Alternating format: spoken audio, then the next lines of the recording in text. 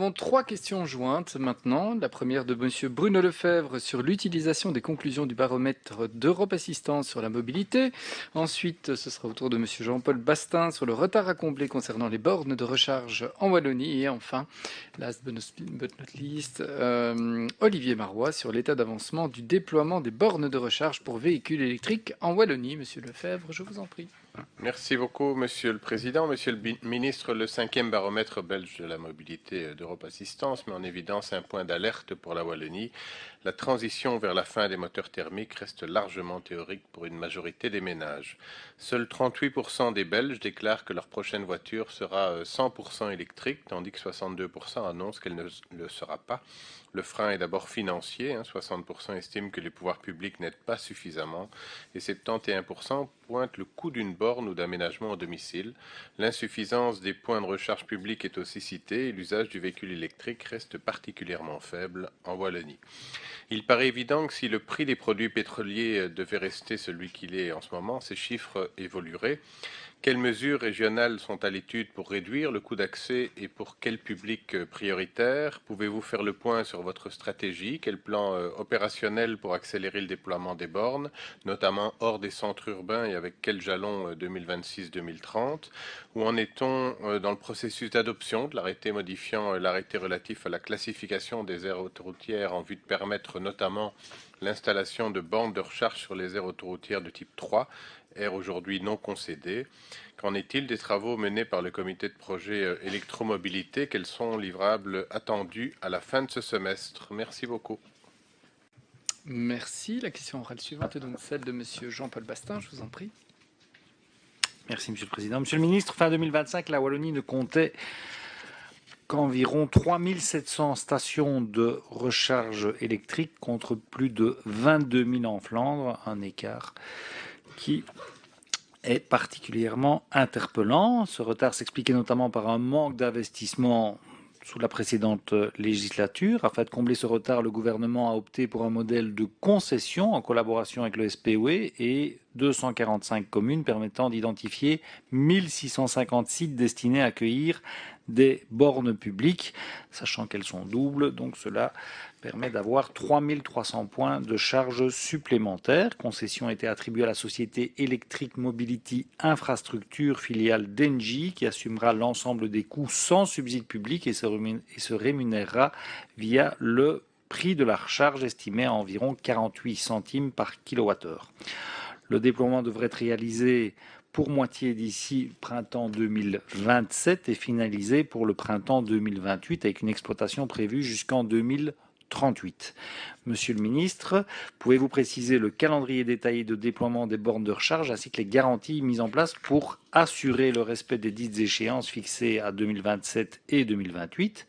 Quels mécanismes de suivi et de contrôle sont prévus pour garantir le respect des échéances par le concessionnaire?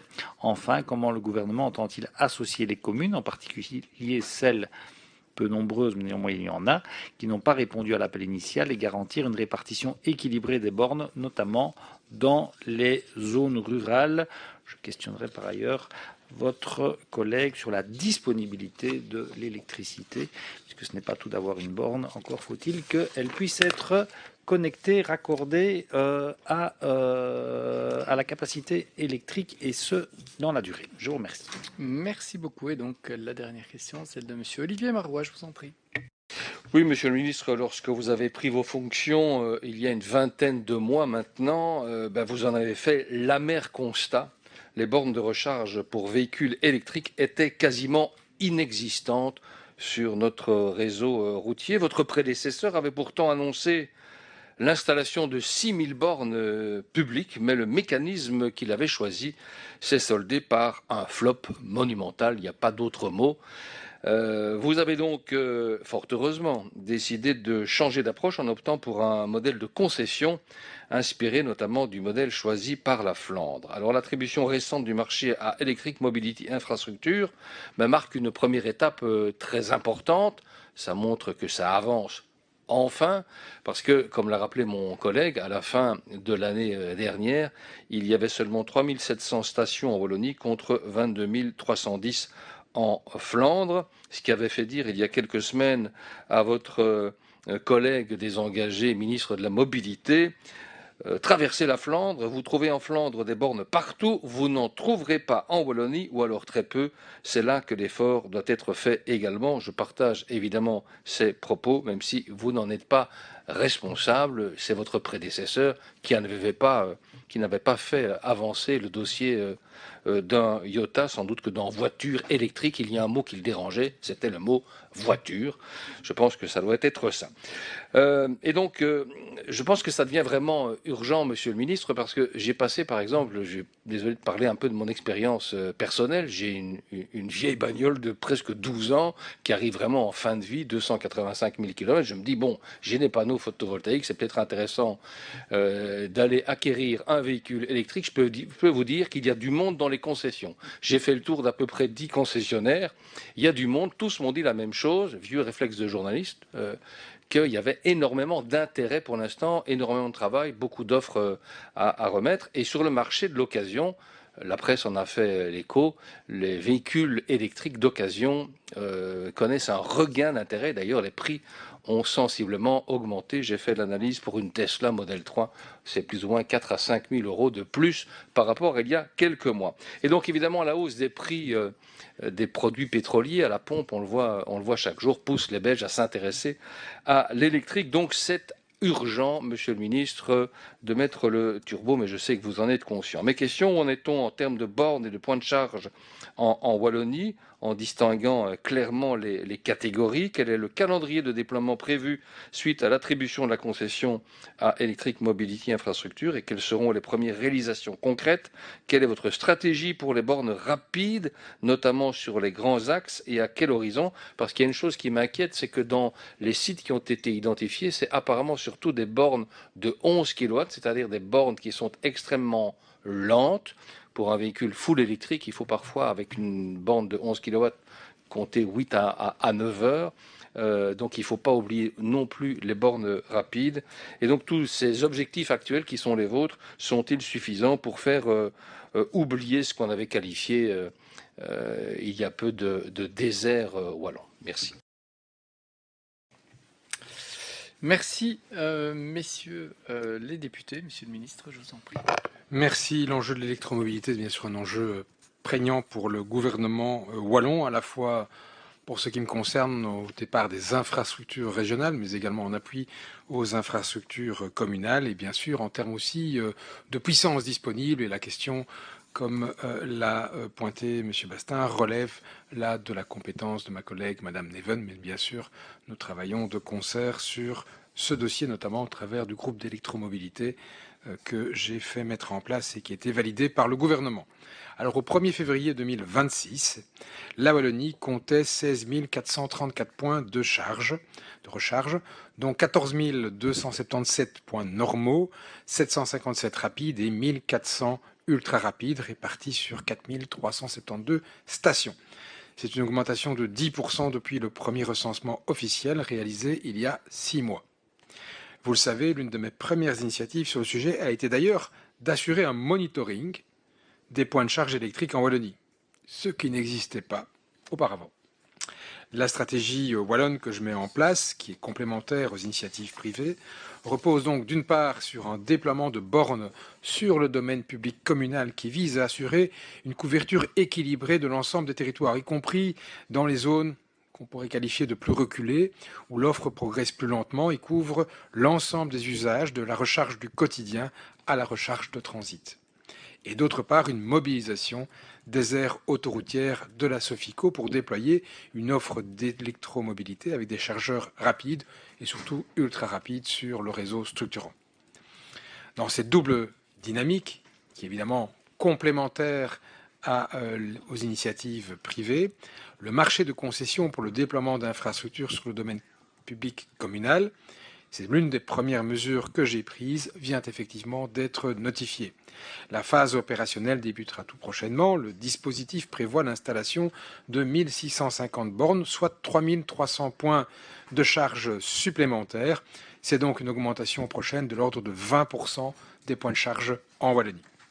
La moitié des bornes devront être installées dans les 12 mois suivant le lancement effectif du marché, le solde, au cours de la seconde année. Le calendrier détaillé d'installation est en cours de finalisation avec l'entreprise et l'ensemble des parties prenantes. Des délais stricts encadrent également les différentes étapes. Introduction des demandes de raccordement dans un délai de 180 jours, signature et paiement des offres dans un délai de 360 et installation des bornes dans les 60 jours suivant les travaux de raccordement. Ces obligations contractuelles consistent des garanties pour le respect des échéances fixées à 2027 et 2028. Des pénalités financières sont déjà prévues au cas où il y aurait le non-respect des clauses contractuelles. CI d'État intercommunal, que je remercie d'avoir joué le rôle d'ensemblier et pilote dans ce marché, le suivi opérationnel du déploiement sur le terrain est assuré par chaque agence de développement territorial en lien étroit avec le concessionnaire, les communes et le GRD compétent territorialement. Des procédures simplifiées et des SPOC sont également désignés et devraient ainsi faciliter le suivi. Toutes les communes ont été initialement sollicitées par leur ADT, pour adhérer au projet et proposer des emplacements permettant l'installation d'infrastructures de recharge. À ce jour, aucune initiative spécifique n'est prévue pour réassocier les quelques communes qui ont fait le choix de se retirer du projet lors de l'appel initial, mais elles peuvent naturellement prendre contact avec leur ADT afin de voir à quelles conditions elles pourraient rejoindre le marché de concession qui vient d'être attribué. Toutefois, le gouvernement wallon poursuit évidemment un objectif plus large visant à garantir un accès équitable aux infrastructures de recharge sur l'ensemble du territoire, y compris donc dans les zones rurales et moins densément équipées aujourd'hui. Afin d'objectiver les besoins à l'échelle wallonne, dans ce compris hors centre urbain, le comité de projet électromobilité que j'ai mis en place a confirmé un intérêt de recourir à une expertise externe devant permettre d'orienter les futurs déploiements et de définir les priorités géographiques et typologiques entre 2026 et 2035. Bref, se doter d'une vision de déploiement. L'administration étudie actuellement les modalités de cette consultation. À propos du comité de projet électromobilité sur lequel vous m'interrogez, Monsieur Lefebvre, il s'est réuni déjà 2 fois. La 3e réunion est prévue cette semaine et un rapport devrait être communiqué au gouvernement fin juin présentant l'état des lieux des travaux, les discussions en cours, les décisions actées et bien sûr les perspectives. Pour compléter mes réponses, je vous confirme que l'arrêté du gouvernement wallon modifiant la classification des aires autoroutières a été adopté le 5 mars 2026. Enfin, comme je l'ai déjà dit devant cette commission en date du 6 janvier, la réforme de la taxe de mise en circulation est une mesure incitative pour les Wallonnes et les Wallons qui souhaitent renouveler leur véhicule. Il me reste, Monsieur Marois, qui nous lira, à préciser ou à rappeler la stratégie des bandes rapides, compétence de la Sofico. Une attention particulière est bien sûr portée au déploiement des infrastructures rapides et ultra rapides sur le réseau autoroutier devant répondre aux exigences de la recharge, notamment des poids lourds électriques, conformément à la directive européenne AFIR. La Sofico a dès lors conclu des accords avec les gestionnaires de réseaux de distribution pour organiser un renforcement ciblé des capacités électriques le long du réseau autoroutier wallon, renforcement qui devrait être progressivement déployé au cours des 5 prochaines années sur les aires de type 1 et 2 ainsi que sur certaines aires transfrontalières. Voilà ce que je puis vous dire en l'état de la question. Merci, Monsieur le Ministre. Monsieur Lefebvre, pour votre réplique. Merci, Monsieur le Ministre. Merci, Monsieur le Président. Merci, Monsieur le Ministre, pour ces éléments d'information. Je trouve que me répondre, notamment dans votre fin de réponse, que la réforme de la taxe automobile est une mesure incitative, alors que je vous demandais quelles étaient les mesures prises pour des publics prioritaires pour qu'ils aient un meilleur accès aux véhicules électriques, est un peu faible. Ce que j'attendais de votre part, c'était de vraiment venir avec des aides pour les publics plus prioritaires. Oui, par exemple, parce qu'aujourd'hui, vous avez des enseignants, des éducateurs, des infirmiers qui n'ont plus les moyens de se rendre à leur travail parce que le coût du diesel, le coût de l'essence est beaucoup trop important. Et c'est pas une question de vider les caisses, Monsieur le Ministre, vous pouvez le dire au micro d'ailleurs. C'est une question de service public, d'État en fait. Quand on a des publics qui aujourd'hui ne savent plus aller travailler parce qu'ils n'ont pas les moyens d'acheter un véhicule électrique, l'État, le service public peut leur venir en aide d'une manière ou d'une autre en ciblant les publics cibles, des publics plus en difficulté. C'est pas dramatique de faire ça. Il ne faut pas avoir honte que l'État intervienne pour aider les gens qui ont des difficultés aujourd'hui.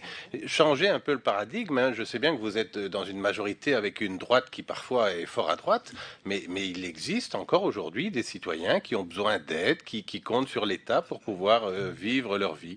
Ça me paraît extrêmement important. Merci beaucoup. La réplique suivante, celle de Monsieur Bastin.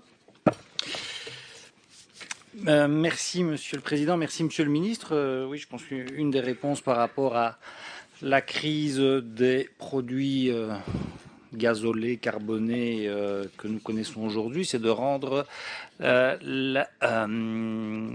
réseau de bornes électriques plus dense et avec des distances entre chaque borne moins importantes. Et c'est justement l'objet de ce plan d'investissement, d'autant plus que en ruralité, nous avons souvent des distances qui sont plus importantes, des hivers qui peuvent être plus marqués. Or, on sait que le froid n'est pas l'ami des batteries et qu'un frein, outre le coût, est le range anxiety ou l'anxiété de l'autonomie. Et si jamais nous pouvons avoir ce réseau qui est plus fourni, cela rencontrera déjà cet aspect.